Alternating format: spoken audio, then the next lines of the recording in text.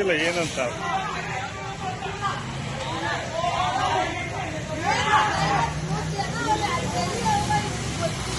ದೇವನಹಳ್ಳಿ ಪಟ್ಟಣದ ಖಾಸಗಿ ಬಡಾವಣೆಯಲ್ಲಿ ಕೇರಳ ಮೂಲದ ವಿದ್ಯಾರ್ಥಿಗಳ ಗುಂಪೊಂದು ರೌಡಿಸಂ ರೀತಿಯಲ್ಲಿ ವರ್ತಿಸುತ್ತಿರುವ ಆರೋಪ ಕೇಳಿಬಂದಿದೆ.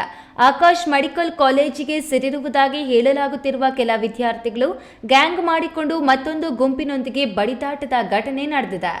ಕಾಲೇಜಿನಲ್ಲಿ ಆರಂಭವಾದ ಗಲಾಟೆ ನಂತರ ರಾತ್ರಿ ವೇಳೆ ವಿದ್ಯಾರ್ಥಿಗಳು ಗ್ಯಾಂಗ್ ಸಮೇತವಾಗಿ ಮನೆಗಳ ಬಳಿ ಬಂದು ರಂಪಾಟ ನಡೆಸಿದ್ದಾರೆ.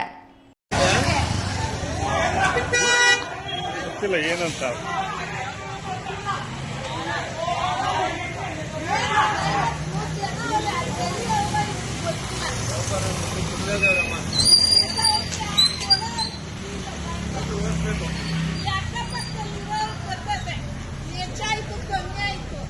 ಇನ್ನೊಂದು ಗ್ಯಾಂಗ್ಗೆ ವಾರ್ನಿಂಗ್ ನೀಡಲು ಬಂದ ವಿದ್ಯಾರ್ಥಿಗಳು ಸ್ಥಳೀಯರಲ್ಲೂ ಭಯದ ವಾತಾವರಣ ಸೃಷ್ಟಿಸಿದ್ದಾರೆ.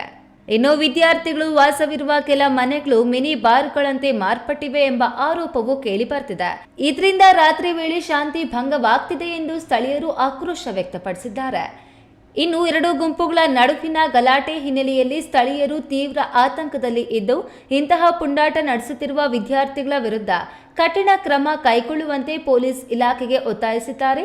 ಒಟ್ಟಾರೆ ಶಿಕ್ಷಣಕ್ಕೆ ಬಂದಿರುವ ವಿದ್ಯಾರ್ಥಿಗಳಿಂದಲೇ ರೌಡಿಸಂ ರೀತಿಯ ವರ್ತನೆ ನಡೆಯುತ್ತಿರುವುದು ಸ್ಥಳೀಯರಲ್ಲಿ ಆತಂಕ ತಂದಿದೆ. Haider Saab, A news TV, Devanahalli.